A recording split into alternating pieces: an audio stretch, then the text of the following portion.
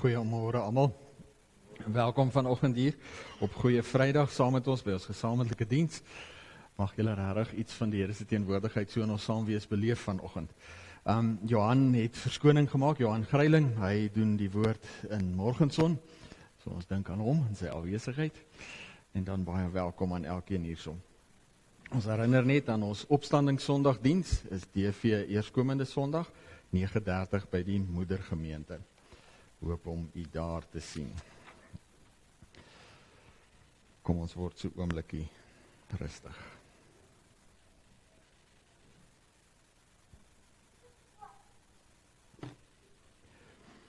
Ons begin ons saam wees met 'n openlike verklaring. En ons gaan dit doen vanoggend aan die hand van Psalm 40 vers 2 en 3. Terwyl ons so sit, en daarna gaan ons die seën van die Here ontvang, en dan gaan ons antwoord op die seën van die Here deur saam te sing van lied 157, vers 1 en 2. Mag hierdie woorde van die wotum vanoggend ook jou hart se versigtiging wees. Ek het gesmag na u hulp, Here. U het na my toe afgebuig en my hulp geroep gehoor. U het my uitgetrek uit die put van die dood, uit die slijmerige modder, my op 'n rots laat staan en my weer op vaste grond laat loop. En wanneer ons met hierdie hartsversigtiging voor ons Vader rustig word, mag ons ook beleef as hy ons groet en seën met hierdie woorde: genade en vrede vir jou van God ons Vader in die Here Jesus Christus. Amen.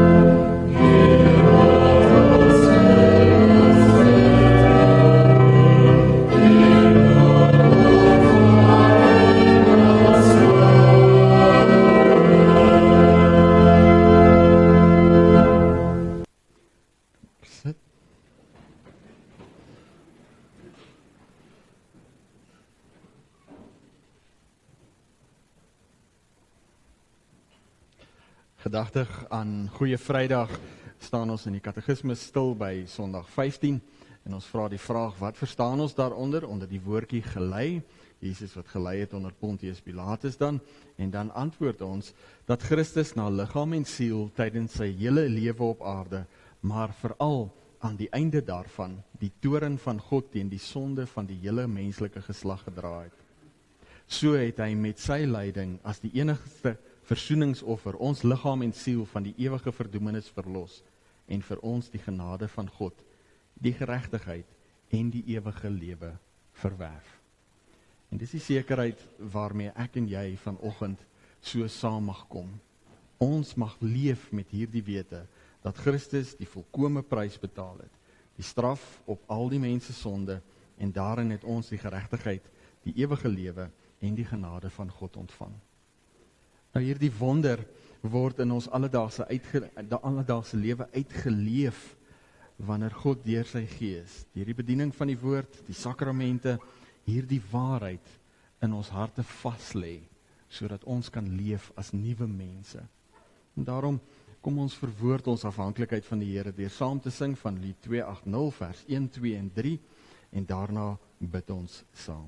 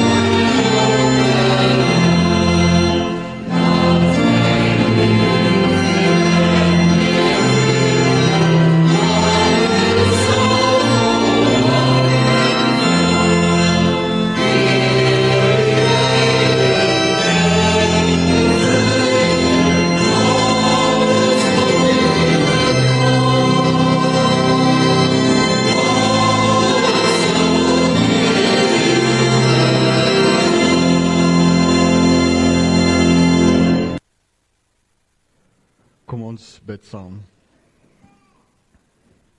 Vader, dankie dat ons vanoggend so in ons saam wees op Goeie Vrydag voor U rustig mag word.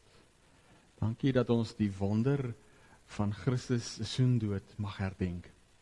En dat ons dit mag doen sonder vrees vir vervolging, sonder vrees vir straf.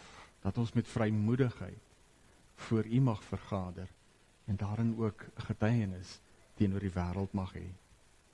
En as ons dink aan die gebrokenheid van ons wêreld en die onsekerheid van ons tyd, internasionaal, maar ook plaaslik, dankie dat ons vanoggend weer die wonder van die anker wat U in hierdie wêreld kom plant het, die pen wat U in die grond geslaan het, wat vas staan, mag herdenk. Dat daar vir ons vergifnis, geregtigheid en genade is in Jesus Christus. En daarin is dit ons hartsgebed, dat ons iets van die eenheid wat Christus bedoel het, ook vanoggend mag beleef, en dat daar vandaan 'n getuienis mag uitgaan in hierdie wêreld, van die mooi, van dit waarmee U besig is, te midde van die gebrokenheid. Seën ons in ons saamwees, dat ons mag beleef, dat U hier is, en daarom dat ons mag leef, anders as hulle wat U nie ken nie.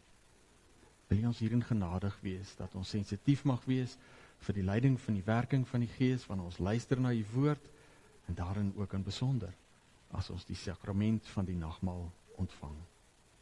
Ons bid dit in Jesus se naam. Amen.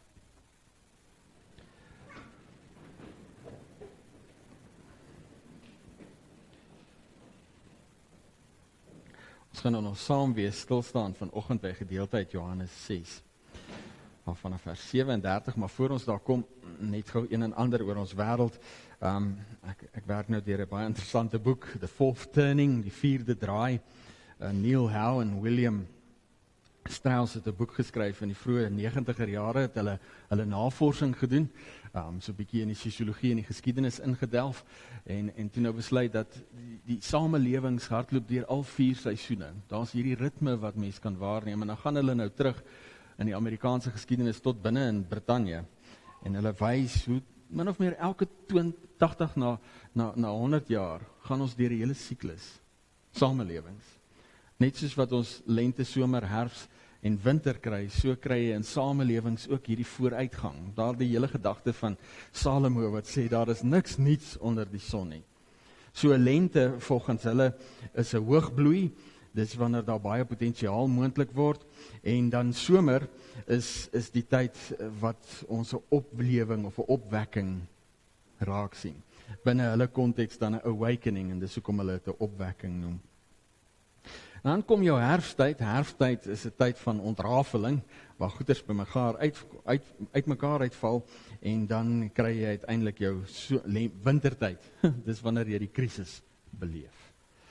En hulle het nou daai goed so saam uitgewerk, en nou sê hulle, die goeders word nogal mooi gekenmerk. Jou lente, daardie opbloeityd, en jou somertyd, wat dan nou die ontwakende tyd is, waar daar baie vrug is, baie mooi goeders is, word gekenmerk deur groot vertroue onder mense in sosiale instellings en strukture.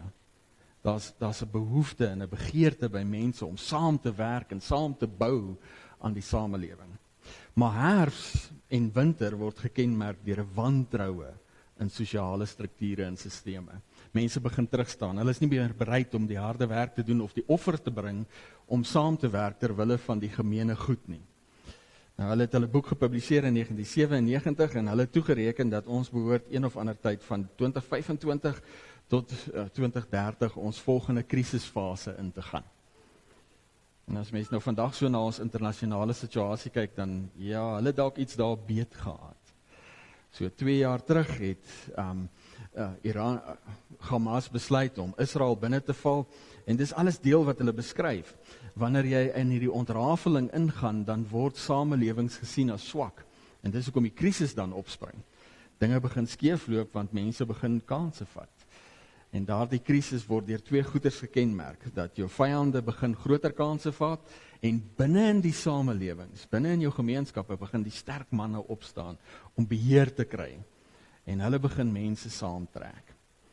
Nou leef ons in iets van hierdie tyd. Oorlog in die Oekraïne, oorlog in die Midde-Ooste, en ons voel dit, al is dit ook nou net aan die petrolprys. Maar baie mense wonder, wat gaan volgende gebeur? Want al hierdie onsekerheid op die internasionale terreine maak dit vir ons in Suid-Afrika nog meer onseker, want ons politieke situasie is nie so stabiel as wat mense dit graag sou wou hê nie. En daarin kom dat dan die vraag, wat is ons anker te midde van hierdie onsekerhede? Ons het in die vroeë 20's deur 'n stuk van 'n ontrafeling geleef, wat ons selfs hier in ons eie land gevoel het, en daardie ontrafeling het so ver gegaan, dat ons wêreld by 'n plek gekom het, waar ons nie eers meer seker was, of wat 'n man is, en wat 'n vrou is nie. 'n Totale ontrafeling, goeders het uit mekaar uitgeval. En nou sien ons iets van die krisis op die horison. Ons begin dit voel. Nou kom ons as gelowiges, en ons wil die vraag vra, maar wat is ons anker te midde van hierdie gebrokenheid? En dan gaan ons luister na dit wat Jesus met die mense deel, 'n belangrike gedeelte hierdie. Hy het 'n paar duisend mense kos gegee, en die mense was baie opgewonde daaroor, en hulle het agter Jesus aangetrek, en hulle wil hom koning maak. En wanneer hulle dan nou uiteindelik by hom kom, dan gaan Jesus met hulle praat, en vir hulle sê dat hulle eintlik iets misverstaan hier. So kom ons luister daarvan vers 37 af. Elkeen wat die Vader vir my gee, sal na my toe kom. En ek sal hom wat na my toe kom, nooit verwerp nie. Ek het van die hemel afgekom, nie om my wil te doen nie, maar die wil van hom wat my gestuur het. En dit is die wil van hom wat my gestuur het, dat ek van almal wat hy my gegee het, nie een verlore sal laat gaan nie, maar hulle almal op die laaste dag uit die dood sal laat opstaan. Dit is die wil van my Vader, dat elkeen wat die Seun sien en in hom glo, die ewige lewe sal hê, en ek sal hom op die laaste dag uit die dood laat opstaan. Die Jode het gemor omdat hy gesê het, ek is die brood wat uit die hemel uitgekom het. En hulle het gesê, is dit nie Jesus, die seun van Josef nie? Ons ken mos sy pa en sy ma. Hoe kan hy nou sê, ek kom uit die hemel? Jesus sê toe vir hulle, moenie so onder mekaar mor nie. Niemand kan na my toe kom as die Vader wat my gestuur het hom nie na my toe trek nie. En ek sal hom op die laaste dag uit die dood laat opstaan. By een van die profete staan daar geskrywe, en hulle sal almal mense wees wat deur God geleer is. Elkeen wat na die Vader geluister en van hom geleer het, kom na my toe. Dit wil nie sê dat iemand anders al die Vader gesien het nie. Net hy wat van God afkom, hy het die Vader gesien. En dit verseker ek julle, wie in my glo, het die ewige lewe. Ek is die brood wat lewe gee. Julle voorvaders het in die woestyn manna geëet en tog gesterwe. Maar hier is die brood wat uit die hemel kom, sodat 'n mens daarvan kan eet en nie sterwe nie. Ek is die lewende brood wat uit die hemel gekom het. As iemand van hierdie brood eet, sal hy ewig lewe. En die brood wat ek sal gee, is my liggaam. Ek gee dit, sodat die wêreld kan lewe. En hierdie is regtig belangrik. Die brood wat ek sal gee, is my liggaam. Ek gee dit, sodat die wêreld kan lewe. Die Jode het toe onder mekaar begin stry en gesê, hoe kan hy sy liggaam vir ons gee om te eet? Maar Jesus sê vir hulle, dit verseker ek julle, as julle nie die liggaam van die Seun van die mens eet en sy bloed drink nie, het julle nie die lewe in julle nie. Wie my liggaam eet en my bloed drink, het die ewige lewe, en ek sal hom op die laaste dag uit die dood laat opstaan. My liggaam is die ware voedsel, en my bloed is die ware drank. Wie my liggaam eet en my bloed drink, bly in my en ek in hom. Soos die lewende Vader my gestuur het, en ek deur hom lewe, so sal hy wat my eet ook deur my lewe. Hierdie brood wat uit die hemel gekom het, is nie soos die manna wat julle voorouers geëet het nie. Hulle het dit geëet en tog gesterwe. Wie hierdie brood eet, sal ewig lewe. Gaan ons aan in die vertelling, dan gaan ons hoor dat hierdie vir die Jode te erg is, en hulle begin wegloop. Baie van die mense wat Jesus gevolg het op daardie stadium, het begin wegloop. En dan gaan Jesus omdraai en vir die disippels, die 12 ook vra in besonder, en wil julle nie ook wegloop nie, of wegdraai nie? En dan sê Petrus namens almal, Here, waarheen sal ons gaan? U het die woorde wat lewe gee. En dis daardie wonder, die lewe wat in Jesus se liggaam opgesluit is, wat ons vandag vir 'n oomblik wil oordenk. Daar's 'n Afrikaanse spreekwoord, en dis in Engels ook so, dat 'n gemeene vyand verenig mense. En dis nie waar nie. 'n Gemeene vyand verenig nooit mense nie. Sien, honde kan bang wees vir 'n leeu en nog steeds met mekaar beklei. En ons gaan iets van dit, as ons die verloop van hierdie verhaal volg, gaan ons sien uitspeel. Jesus gaan, voordat hy uiteindelik sterf, 3 baie belangrike uitsprake maak oor hierdie dag wat ons vandag herdenk. Die Jode wou hom nie aanvaar nie. Wou hom nie aanvaar as verlosser, allerminst nie, as die Messias wat sou kom nie. En dan kom Jesus en hy gaan 2 sake by mekaar uitbring, om dit wat hulle in hulle vertroue stel, uiteindelik tot nie te maak. En die een is die tempel. Wanneer die disippels vir hom wys oor die groot blokke van die tempel, dan gaan hy vir hulle sê, luister, nie een steen sal bo op 'n ander staan nie. En dit sou uiteindelik in 70 na Christus in vervulling gaan. Hy gaan ook sê, dat breek hier die tempel af, en dan sal ek hom in 3 dae herbou. En op grond daarvan gaan hulle hom uiteindelik veroordeel. Maar 'n baie belangrike ding wat Jesus sê, rondom hierdie dag, is wanneer hy in sy gesprek met die Jode, en in besonder die skrifgeleerdes en die fariseërs, by daardie plek kom, waar dit duidelik is, dat versoening nie moontlik is nie.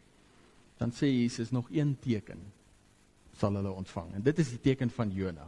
3 dae in die doderyk, en dan gaan Jesus opstaan. En dit sou so in vervulling gaan. Jesus sou sterf op Goeie Vrydag, en opstaan op die opstanding Sondag, en die Jode het dit nie aanvaar nie. Hulle sou van daar af verder gaan, en om en by 40 jaar na hierdie gebeure, sou dinge in Judea heeltemal skeefloop. Die gouverneur op daardie stadium was baie korrup gewees, en hy sou uit die tempelskatte vir homself geld steel. En dit sou die Jode uit die aard van die saak dan nou baie ontstel, en hulle sou in opstand kom, die garnisoen in Jerusalem vermoor, en so begin die volgende Joods-Romeinse oorlog. Die Romeine het natuurlik dit nou nie baie goed hanteer nie, so hulle daar van Caesarea Philippi se kant afgekom, en hulle het die Jode begin by mekaar maak, en dit was 66 na Christus min of meer. En dan in 70 na Christus het hulle gevorder tot by Jerusalem. En Jerusalem is beleer. En nou sou 'n mens kon dink dat wanneer die Jode by daardie plek kom, waar die vyand, die gemeene vyand, Hulle beleer het in Jerusalem, dat hulle by 'n plek sou kon kom om saam te werk. En die hartseer verhaal is, dat dit nie gebeur het nie. Binne in Jerusalem beleer, vir amper 2 jaar, onder die Romeine, kom hulle daar, binne die stad, by 'n plek waar hulle mekaar, die 3 groepe wat onder mekaar beklei het, terwyl die vyand rondom die mure staan, dat hulle mekaar se kos begin afbrand. Mekaar probeer ondermyn, sodat hulle net hulle koning kan aanstel. En die uiteinde was, dat die Romeine uiteindelik Jerusalem binnengeval het. Wanneer Jesus gekruisig word, voordat hy gekruisig word, dan skree hierdie geslag, laat sy bloed op ons en ons kinders kom. En in 70 na Christus gaan dit in vervulling. Josefus skryf dat wanneer die Romeine uiteindelik die stadsmuur breek en inkom, dan is die slagting so erg dat die bloed soos water van die Tempelberg afgeloop het. Dit was verskriklik, want al die Jode in hulle poging om weg te kom van die vyand af, is na die tempel toe, want dit was hulle beskutting gewees. Dit was verskriklik gewees. Uiteindelik het hulle Christus nie raak gesien nie. En hier gaan in vervulling iets wat Jesus uiteindelik vir die skrifgeleerdes en fariseërs sou sê, dat julle ken die skrifte, maar julle verstaan nie wat daar staan nie. Hulle het by die Vader geleer, maar nie opgelet nie. En daarom mis hulle uiteindelik vir Christus. Die belangrike ding vir ons om hier raak te sien, is dat 'n gemeene vyand verenig nie mense nie. Ek hoor dit vandag baie keer, dit gaan nog nie swaar genoeg met ons nie. Dis hoekom ons sukkel om saam te werk. Nou, ek stem saam daarmee, ek dink daar lê 'n stuk waarheid daarin. Maar 'n gemeene vyand verenig nooit mense nie. 'n Gedeelde of 'n gemeene verlosser verenig mense. So was dit reg deur die Ou Testament. Wanneer Moses kom die volk saam. Wanneer ons by die rigters kom en dit begin swaar gaan, dan rig die Here 'n verlosser op, en daardie rigter, die een wat die pad wys, verenig die mense. Die wat ag gee op dit waarmee die Here besig is. Die wat ernstig is oor die Here en sy plan vir sy wêreld, sien waarmee God besig is. Dan is daar vir ons in ons saamwees vanoggend en in besonder waar ons 'n gesamentlike diens het, 'n belangrike vraag hier. Want ons sien die moeilikheid op die horison. Ons sien moeilikheid internasionaal en ons sien moeilikheid plaaslik. En daar kom 'n baie belangrike vraag na ons toe. Wat maak ons met die geleentheid wat Christus vir ons in hierdie tyd gee? Ons is nou hier saam, Gereformeerde Kerk, Hervormde Kerk en NG Kerk. En ons leef hier op die platteland in besonder met 'n stukkie spanning, want ons middele en geleenthede raak 'n bietjie minder en moeiliker. Maar daar's 'n vraag wat ons vir onsself binne die konteks van ons tyd baie ernstig moet begin antwoord. Soek ons vir 'n gemeene vyand om ons te verenig, of soek ons na 'n gemeene, 'n gedeelde verlosser?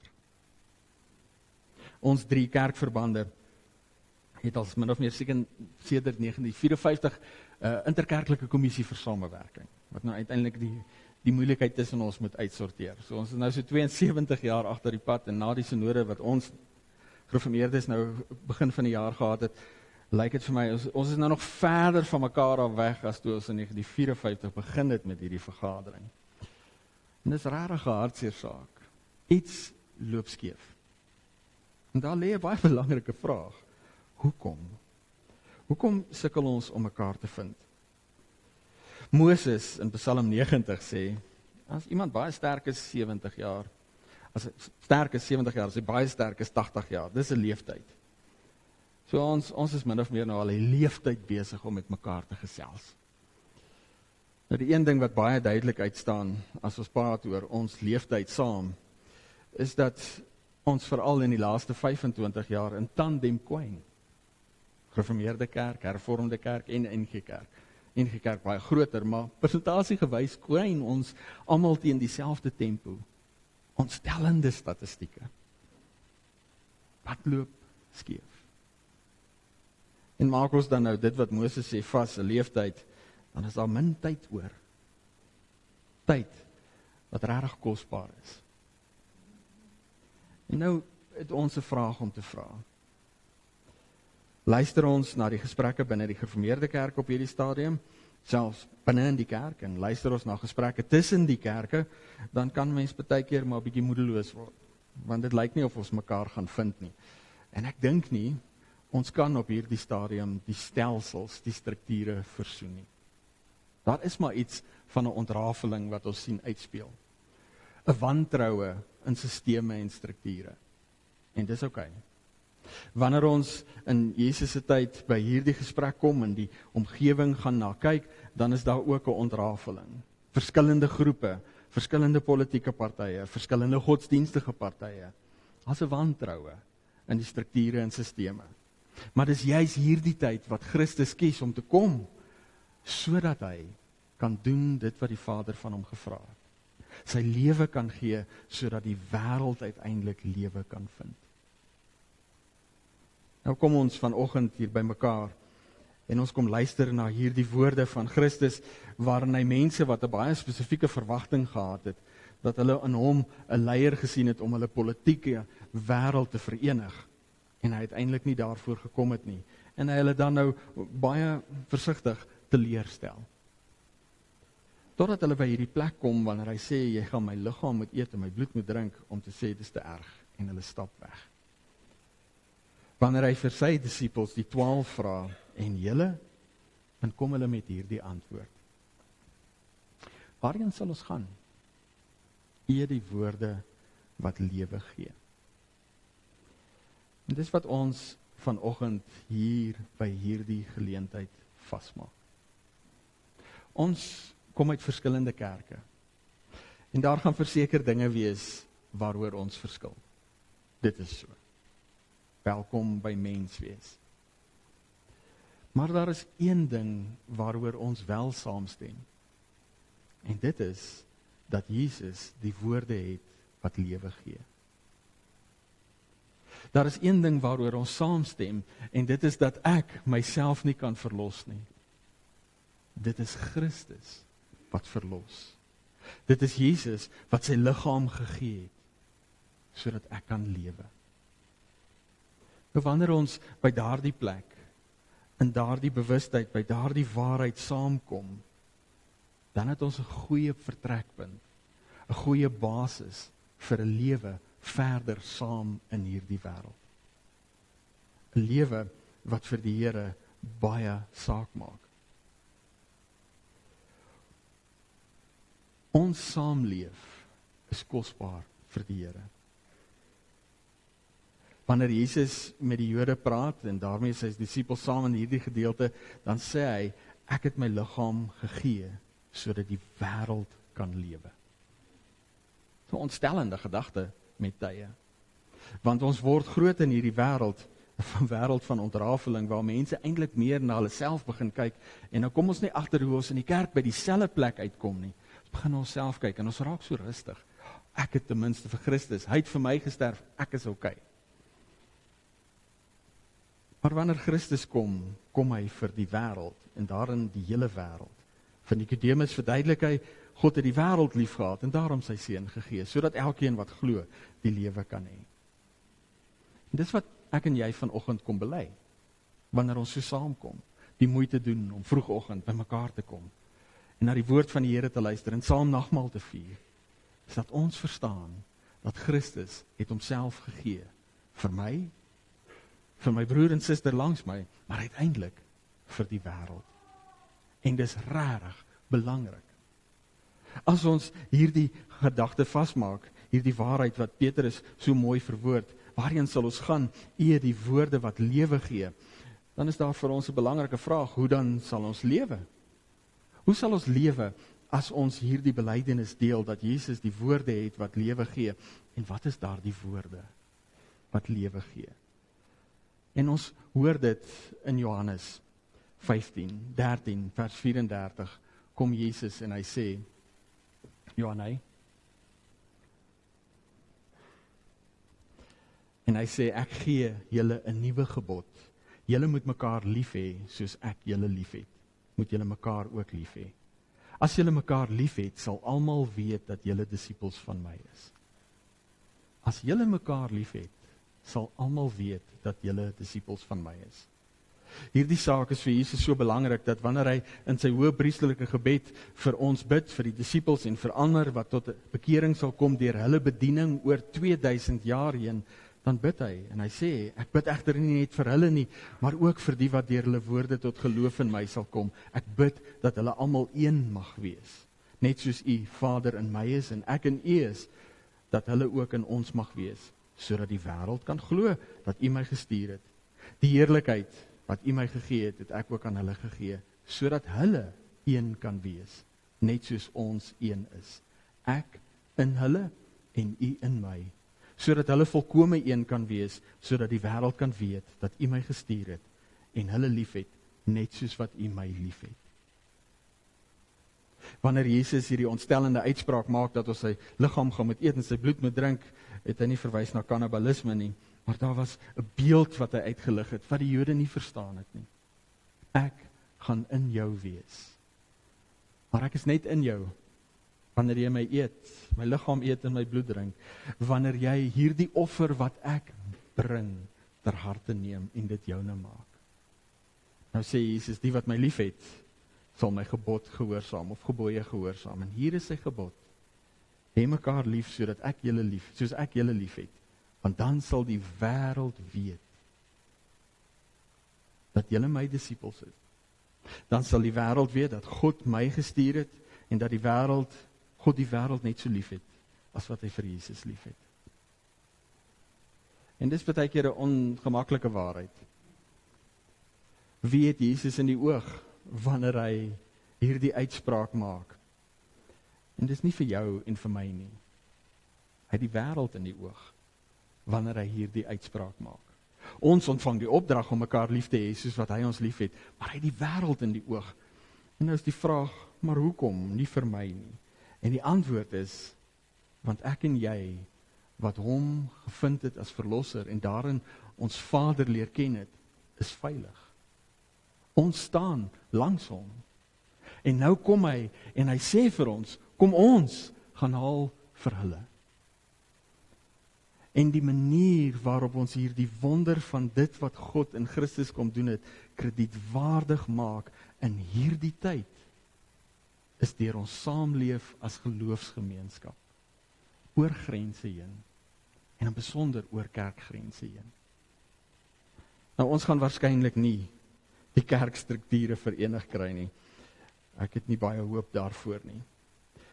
Maar luister ons na Openbaring, dan het Christus, wanneer hy sy briewe skryf, 'n baie spesifieke adres en gedagte vir elkeen van die gemeentes. Dis daar waar hy hulle geroep en geplaas het. Daarom is daar vir ons hier in Bethal 'n geleentheid, vandag, om in ons saamleef en in ons saam dien voor die Here, 'n getuienis in hierdie wêreld uit te stuur, waarin die wêreld iets kan beleef van God wat versoening bewerk het. God wat versoening bewerk het met mense, sondige stikkende mense. En die eerste plek waar die wêreld dit sien, is in ons saamleef en saam dien ter wille van die wêreld waarvoor God lief is. So wanneer ons vanoggend in ons saamwees ook nagmaal herdenk, is dit deel van dit wat ons bely.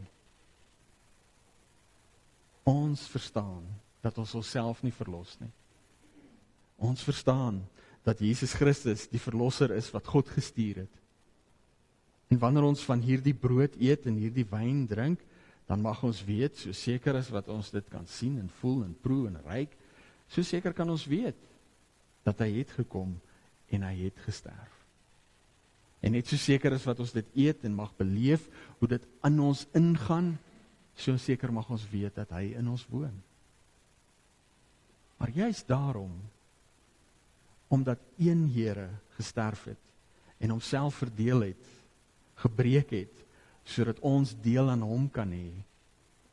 Daarom moet ons ook vanoggend ter harte neem, dat wanneer Jesus 2000 jaar gelede sy liggaam gee, sodat die wêreld gered kan word, en ons dit vanoggend herdenk, so gee hy vandag nog sy liggaam. Nie in die brood en wyn wat ek en jy gaan eet nie, maar in ons lewe, in ons saamleef. In ons saamleef as liggaam van Christus in hierdie tyd, in hierdie wêreld. Christus gee vir jou en vir my, vir ons, aan sy wêreld. Offer ons op, sodat ons in die loop van ons alledaagse lewe, daar waar ons saam leef en saam werk en saam speel in ons span, dat ons kan hande vat, die wêreld in die oë kan kyk, en iets van die wonder van God se liefde vir sy kinders kan deel met hierdie wêreld. Mag jy die wonder van God se genade, sy geregtigheid en daarin sy liefde ook vir jou vanoggend opnuut beleef, wanneer ons saam nagmaal gebruik. Amen. Kom ons bid saam.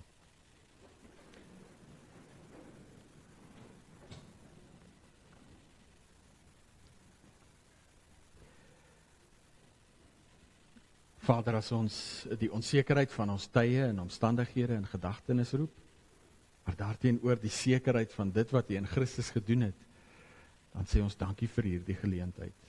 Dankie om saam te mag kom, dankie om na U woord te luister, dankie vir die teken en die seël van nagmaal. En dat ons daarin iets mag verstaan van die eenheid waartoe U ons roep. En dat ons daarin uitdrukking mag gee. En as daar dinge is waaroor ons mag verskil en daar baie keer baie moeilike gesprekke mag voorlê, dankie dat ons op hierdie plek mag begin. Dat ons verstaan, daar is net een verlosser.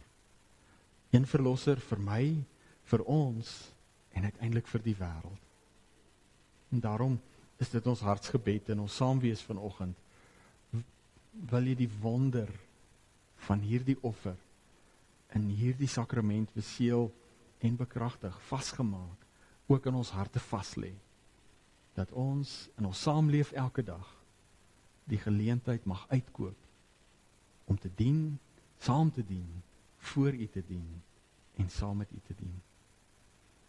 Maak ons harte oop vir mekaar en daarin oop vir hierdie wêreld waarvoor U lief is. En as ons in ons enigheid baie keer stoei en worstel oor ons geskiktheid om te mag dien, mag ons vanoggend weer opnuut die versekering ontvang dat U in Christus die volkome offer gebring het om ons te herstel in ons verhouding met U. En daarin, dat ons daarin ook mag beleef dat U ons nie net nader trek nie, maar ook uitstuur in hierdie wêreld as getuies van dit waarmee U besig is. Seën ons hierin as ons dit bid in Jesus se naam. Amen. Ons gaan geleentheid gee vir die diakens om vir ons die tekens van wyn en brood uit te deel. So, julle kan so lank begin. Ons gaan so vasmaak, so terwille van. Ons gaan in die banke die nagmaal bedien en gebruik. Soos na die tyd gaan ons net nog een liedjie sing na die nagmaal.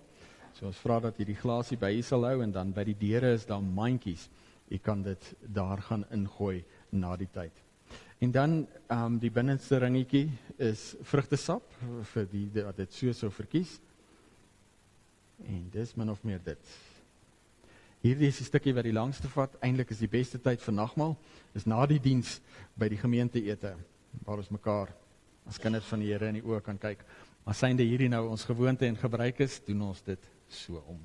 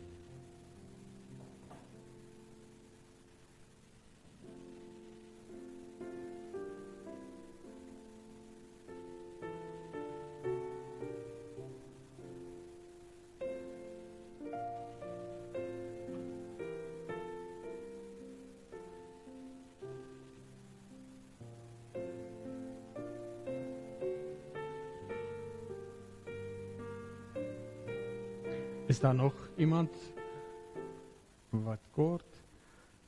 Daai kant agterin.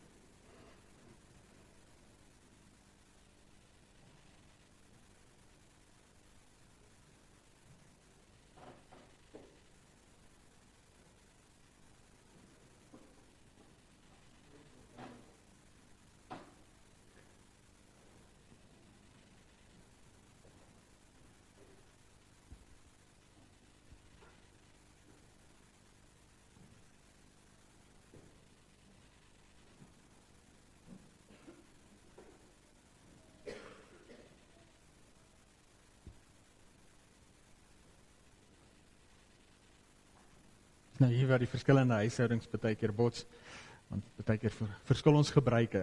So as jy nou klaar nagmaal gebruik het, wees rustig. Dis nie ongedankte kos nie.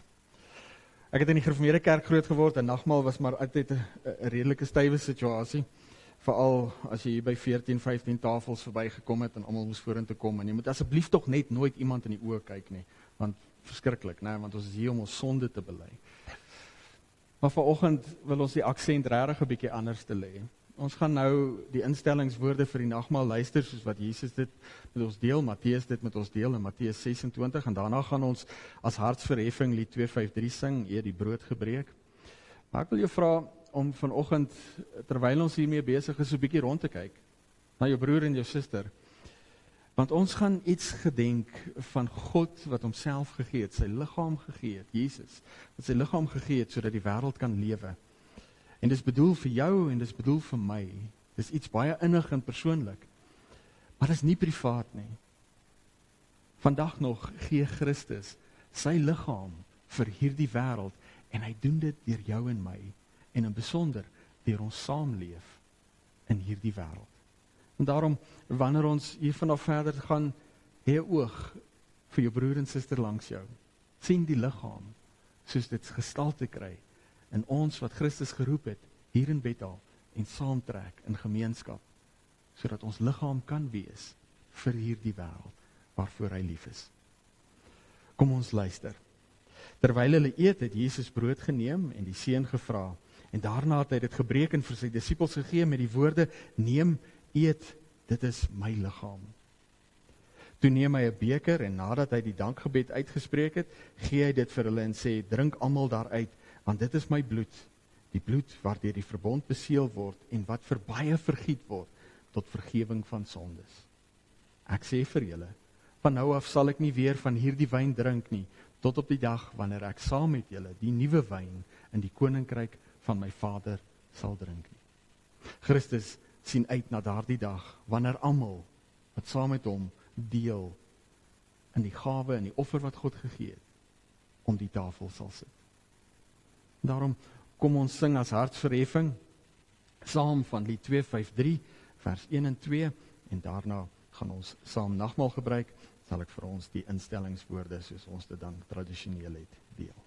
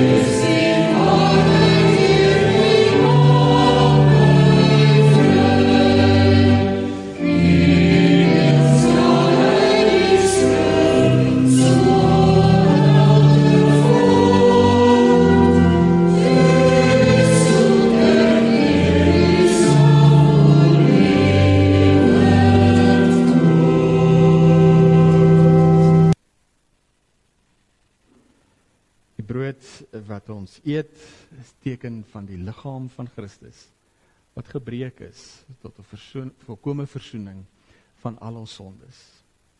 Neem, eet en dink daaraan. Onthou dat sy liggaam gebreek is tot 'n volkome versoening van al ons sondes. En terwyl jy eet, onthou dat hy in ons woon ter wille van hierdie wêreld waarvoor hy lief is.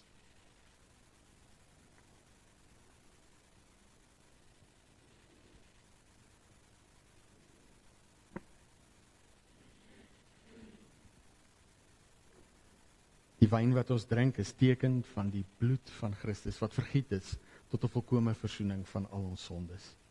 Neem, drink daarvan en onthou dat sy bloed vergiet is tot versoening van jou sondes. En terwyl jy drink, onthou dat hy in jou woon en ons daarom die liggaam van Christus is, wat dieselfde bloed deel ter wille van hierdie wêreld waarvoor God lief is.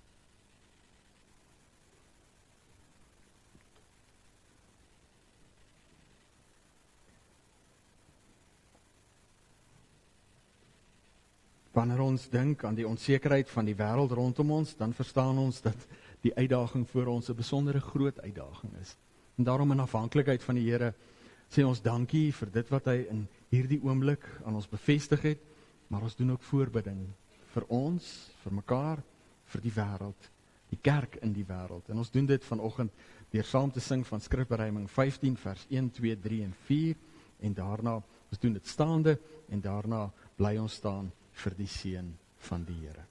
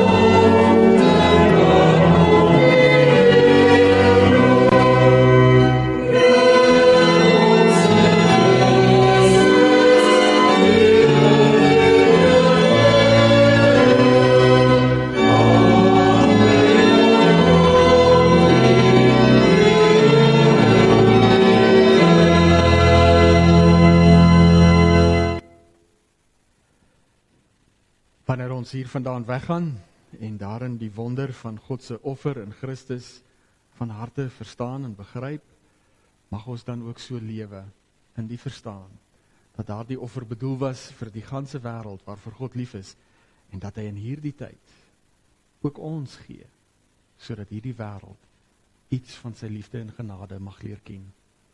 Gaan daarom en gaan leef en deel daardie genade met die mense rondom jou, jou naby mense maar ook hulle wat terloops jou pad kruis. Hiertoe seën ons Vader ons. Die genade van ons Here Jesus Christus, die liefde van God ons hemelse Vader en die krag en leiding van die Heilige Gees is met u elkeen.